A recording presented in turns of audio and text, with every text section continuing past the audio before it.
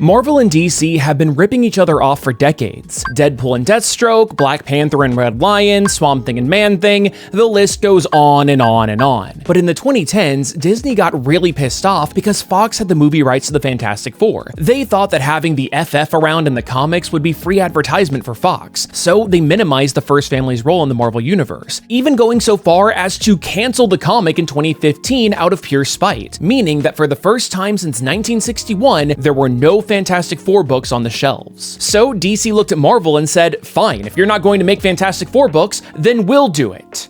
Hello and welcome to Comic Drake, where I talk about comic books. My name is Drake.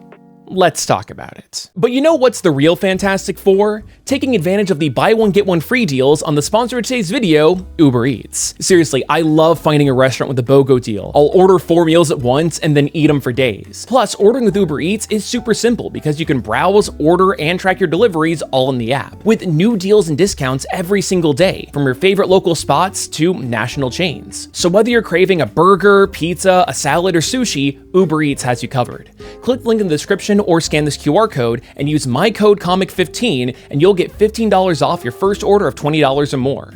So once again, big thank you to Uber Eats for sponsoring the video and keeping me fed during these long editing sessions. But now, let's get back to it. In 2017, DC launched an initiative that they dubbed the New Age of Heroes. And dude, it is so obvious that the majority of them are Marvel ripoffs. Some were duds, like they're totally not Hulk, and some were great, like Sideways, DC's take on Spider-Man, who I talked about in my dedicated award-winning video. But the most successful and longest running of the bunch was the Terrifics, even though it's clearly just the Fantastic Four.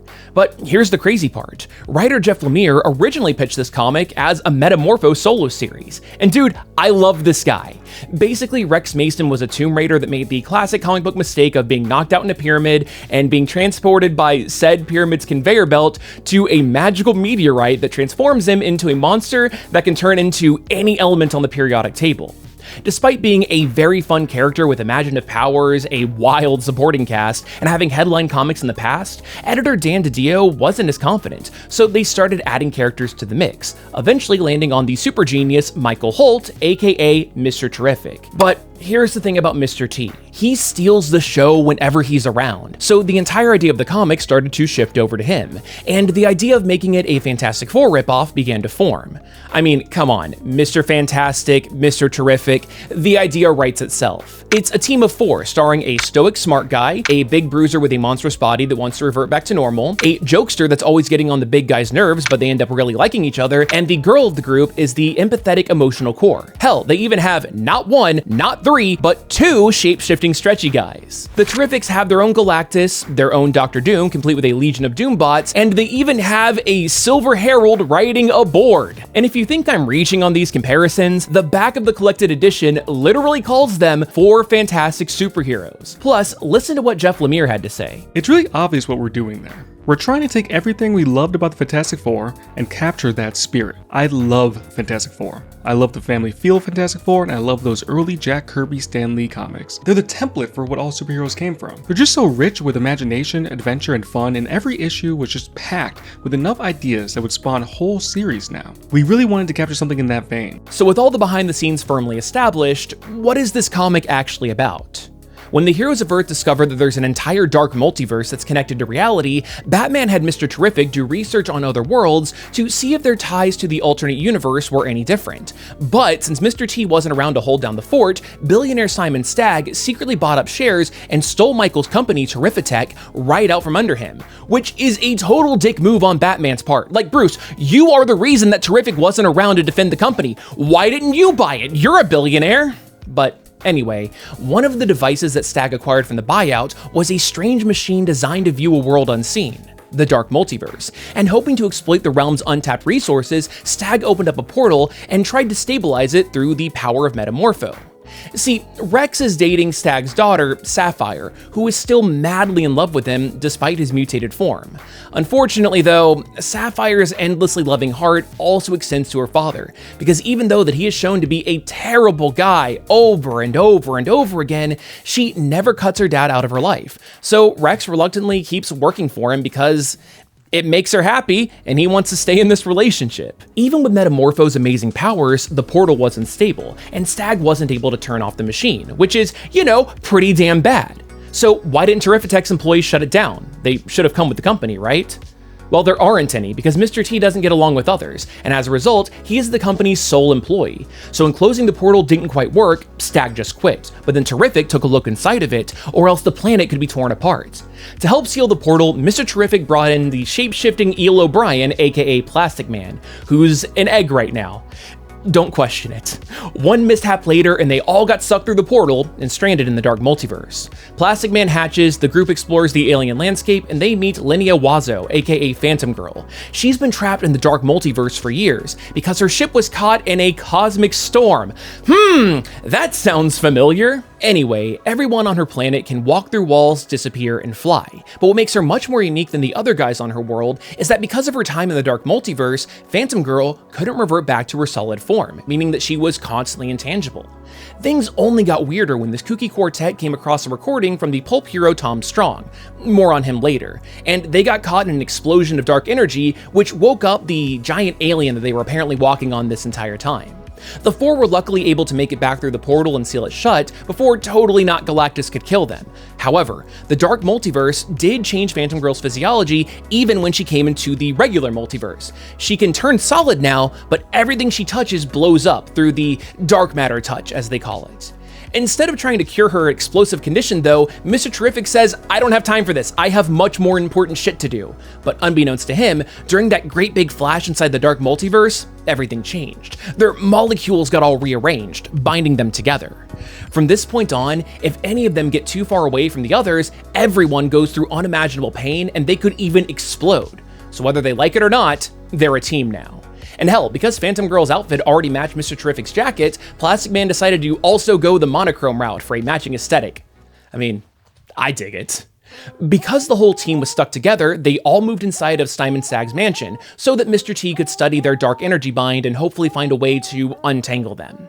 This means that the group's conflicting personalities were always rubbing up against each other. Not to mention that Stag's caveman assistant Java is doing the incel thing of hitting on Sapphire, even though she is already taken and has told him on many occasions she's not interested. But Mr. Terrific constantly gets pulled away from his research as things keep going wrong, like one of Stag's war wheels going off, causing havoc, which is clearly just a ripoff of the greatest villain in all of Marvel Comics, Big Wheel. Okay, but to be entirely fair, the War Wheel actually came first, having been introduced in the Black Hawk series by Quality Comics in 1952, which DC then bought a few years later. But Big Wheel is still a hell of a lot more iconic, and I really hope that they put him in Marvel Rivals or something. But here's the thing. The rogue war wheel wasn't just random chaos. It was part of a bigger plan by a mysterious new villain in an iron mask calling himself Dr. Dread. Because you see, while the Terrifics were distracted by the wheel, Dread stole the Orb of Ra from Stag's vault. This staff is an ancient Egyptian artifact that's tied directly to the meteor that turned Rex into Metamorpho. And with it, Dread unleashed an ancient element man that's like the guardian of an entire element world or something. This dude's plan was to free himself from his eternal duty by having Rex take his place, but Mr. Terrific was able to use his power over spheres to activate the orb and defeat the Element Man by sucking him back into it, right on the corner of Kirby Avenue, I might add. In the process of sealing the bad guy away, Rex's Metamorpho powers were also removed and sealed along with him, finally fulfilling his goal of turning human again. However, there is no time to rest, because just like the War Wheel, all of this was also an elaborate distraction for Dr. Dread to execute the next phase of his plan, hacking Mr. Terrific's T-spheres to teleport him over to Tom Strong's world in order to kill him. Okay, so quick sidebar, let's talk about Tom Strong. So when Alan Moore and Dave Gibbons were creating their highly successful series Watchmen for DC Comics, there was a reversion clause in the contract that stated that ownership over the IP would revert back to the creators if it wasn't used for a year. So DC kept printing and printing and printing copies of Watchmen. That's why this book is so damn cheap to get a hold of. It might be one of the greatest comics ever written, but there are so many damn copies, which means that the supply far outweighs the demand. It's not about making money, but rather about a company going out of their way to screw over one of their best creators. So Moore said, quote, "Fair enough. You have managed to successfully swindle me. and so I will never work for you again. Well, in 1999, Alan Moore was looking to get his artist friends some steady and consistent work, so he entered into a deal with Wildstorm Comics to launch a brand new line called America's Best Comics, headlined by Tom Strong. The characters of ABC were meant to go back to the roots of modern superheroes and take a look at their inspirations, which are pulp characters like Doc Savage and Flash Gordon, to see how superheroes could have evolved if they stuck more closely to those pulp roots. And dude, Tom Strong books were wild, man. He's the son of a mad scientist who gained peak physical and mental performance by being raised inside of a high-gravity chamber on a remote island and regularly consuming the island's rare Galuka root, which slowed his aging, so you could tell Tom Strong stories all the way from World War II to even the future.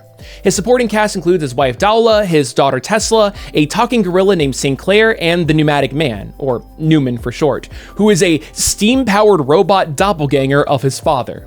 Okay, neat, but why is Tom Strong in a DC book when Alan Moore famously said that he would never work for DC again?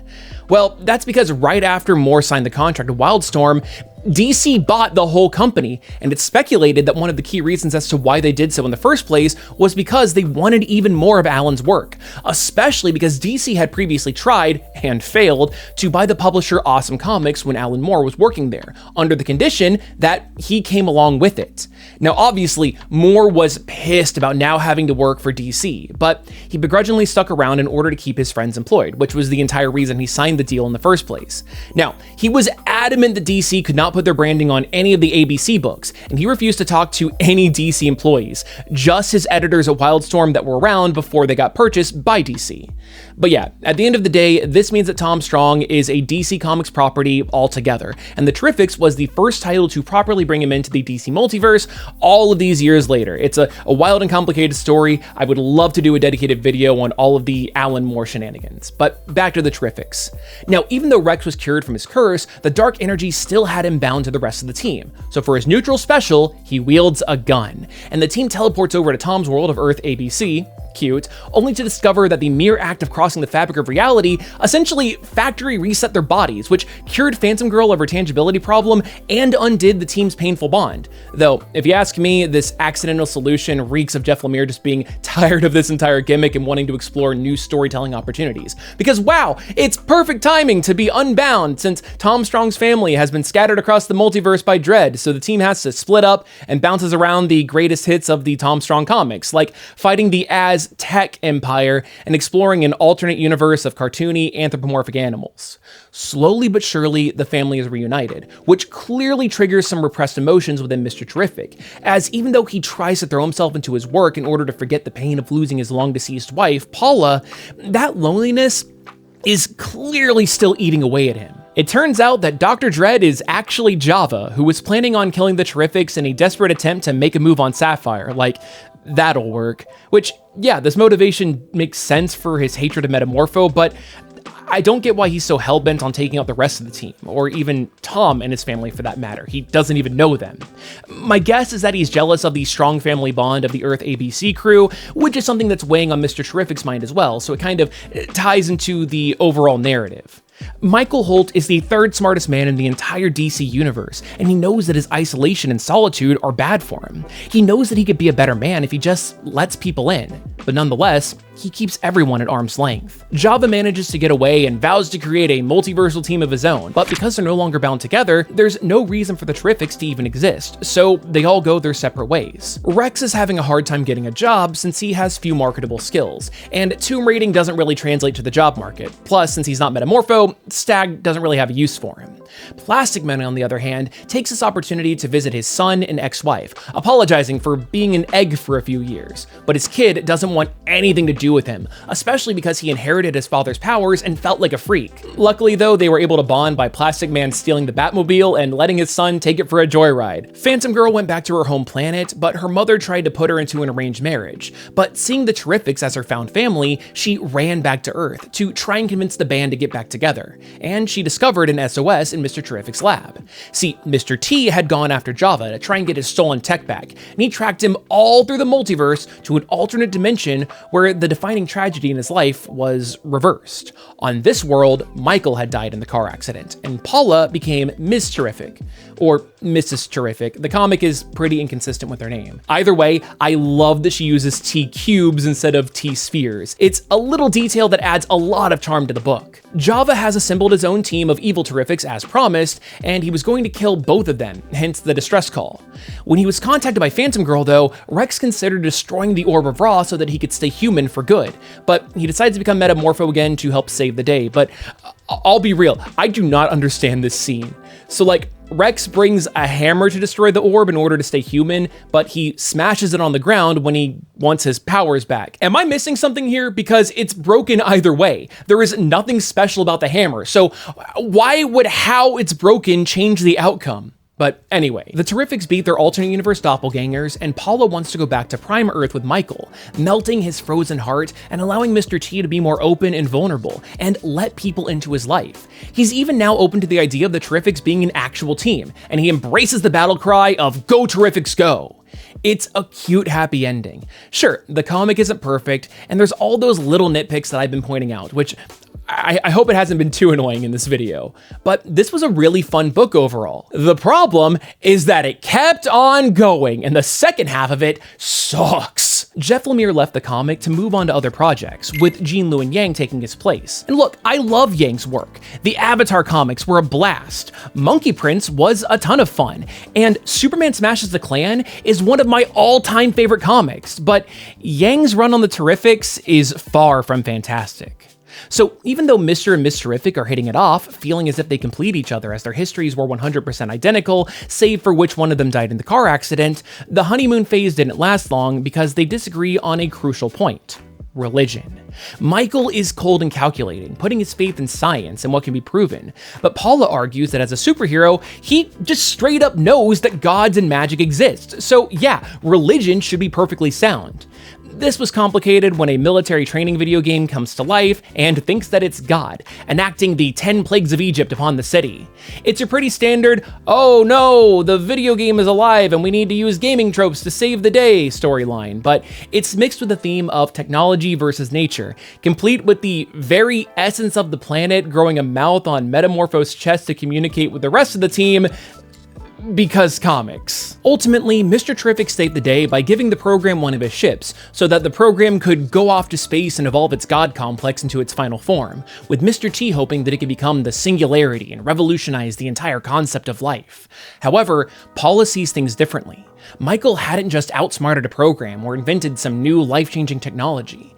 They had already been on the outs because of their differing views on religion, but in her eyes, this was a step too far. Mr. Terrific was playing God, and that terrified her. So she walked away not just from Michael and the team, but from the universe entirely, opting to return home to her original world.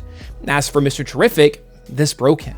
Losing his wife was the worst thing that ever happened in his life. I mean, hell, in his very first appearance, he tried to kill himself because he couldn't handle the grief. But meeting this alternate universe Paula and getting a second chance was turning Michael into the best version of himself. He was truly happy again, and losing Paula for a second time, not because of a freak car crash, but because of his own actions, that was brutal. Damn, that is some seriously good storytelling that could be developed further, but that's not where this book goes, because DC kicked off their Year of the Villain event and forced every comic they were publishing to tie into it. This was some severe tonal whiplash, because instead of exploring the inner workings of Mr. Terrific's mind and the complexities of a relationship where the couple disagrees on fundamental values, we instead get a wacky time travel plot where Bizarro, of all people, attempts to destroy the entire concept of technology. What does Bizarro have to do with the Terrifics? Not a damn thing. If they needed a villain to focus on for this event, then why not do something with Simon Stagg to explore his toxic family dynamic, or bring back Java as Dr. Dread? Either of those options would feel organic, because they're already established characters and allows the book to let Metamorpho shine instead of constantly focusing on just Mr. Terrific. If this is supposed to be a team book, then let the whole team shine. This Bizarro storyline was abysmal and combines my 3 least favorite things in comics: pointless and arbitrary event tie-ins, convoluted time travel storylines, and Bizarro speak. Don't get me wrong, I really like Bizarro as a character. I mean, come on, he's a super strong dumbass with opposite versions of Superman's powers like ice vision and fire breath. But I cannot stand the way he talks. Bizarro's speech patterns use opposite words with a lot of terrible grammar thrown into the mix. But it is so arbitrary as to what words get an antonym and which don't. Take this scene, for example. Metazoro man am so wonderful that if Dr. Magnets built one again, me will hug your head until you live. Bizarro finally failed. No more technology. Okay, so Bizarro is threatening to kill Dr. Magnuts if he creates another Metazoro, and then he celebrates that he destroyed technology.